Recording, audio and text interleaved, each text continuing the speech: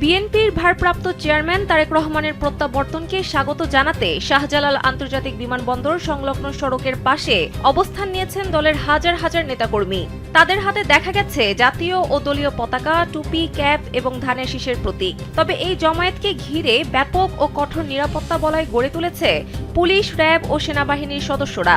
বৃহস্পতিবার সকাল 10:15টার দিকে ঢাকা-ময়মনসিংহ মহাসড়কে দেখা গেছে বিমানবন্দর থেকে খিলক্ষেত অভিমুখের পুরো সড়কটি জুড়েই বিপুল সংখ্যক নেতাকর্মীর অবস্থান নিয়েছেন। তারা প্ল্যাকার্ড, ব্যানার ও ফেস্টুন হাতে নিয়ে তারেক রহমানের প্রত্যাবর্তনকে জাতির জন্য নতুন আশার সংবাদ বলে উল্লেখ করছেন। অনেক কর্মী দলীয় রঙের পোশাক পরিহিত অবস্থায় উল্লাস ও জাতীয় সঙ্গীত গাইতে ব্যস্ত।